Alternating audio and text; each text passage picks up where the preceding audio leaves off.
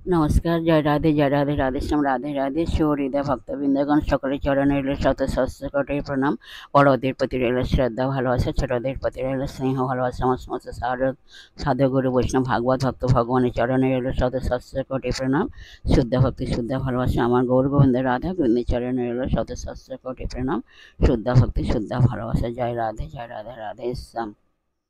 অজ্ঞানতিমিরান্ধস্য জ্ঞানাঞ্জনশলাকায় চক্ষুरुन्मीलितं येन तस्मै श्रीगुरवे नमः। हे कृष्ण करुणा सिन्धु दीनबन्धु जगत्पते गोपेश गोपिकान्त राधाकान्त नमस्तुते। तप्तकाञ्चनं गौराङ्गीं रङ्गिणीं प्रमदाकृतिं वृषभानुसुतां वन्दे বৃন্দাবনবিলাসিনী। জয় রাধে রাধেশ্যাম, রাধে রাধে। আজকের আলোচ্য বিষয় হলো কোশ্চেন অ্যান্ড অ্যান্সারের মাধ্যমে ভক্তিমূলক কথা আমরা এখন শ্রবণ করব। আসুন, রাধে রাধে।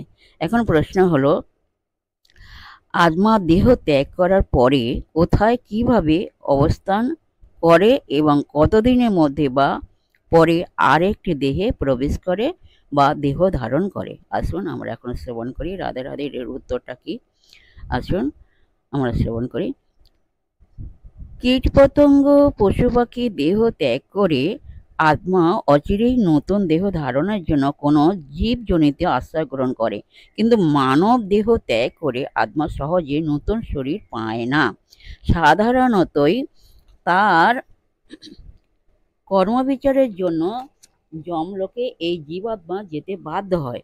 যমলোকে তার শাস্তি ভোগের জন্য যাতনা শরীর নামে একটি শরীর ধারণ করতে হয়। শাস্তি ভোগের জন্য যাতনা শরীর নামে একটি শরীর ধারণ করতে হয়। শাস্তি ভোগের মেয়াদ শেষ না হওয়া পর্যন্ত তাকে নরকেই থাকতে হয়। সেই মেয়াদ 1 মাস, 1 বছর, 100 বছর, 1 যুগ, 1 মন্বন্তর, 1 কল্প হতে পারে। তারপর পৃথিবীতে কোনো বিশেষ শরীর নিয়ে তাকে জন্মাতে হয়। পূর্ণ কর্মশীল জীবকে যমরাজ স্বর্গে পাঠানোর ব্যবস্থা করেন। সেখানে স্বর্গীয় শরীর ধারণ করে বহু বর্ষ স্বর্গ সুখ ভোগের পর পৃথিবীতে এসে আবার জন্মাতে হয়। যারা শাস্ত্রানুমতে শ্রীকৃষ্ণ ভজনে নিযুক্ত, তারা কৃষ্ণ স্মরণ করতে করতে দেহ ত্যাগ করেন, সরাসরি বৈকুণ্ঠ জগতে উপনীত হন। চিন্ময় শরীর তারা লাভ করেন।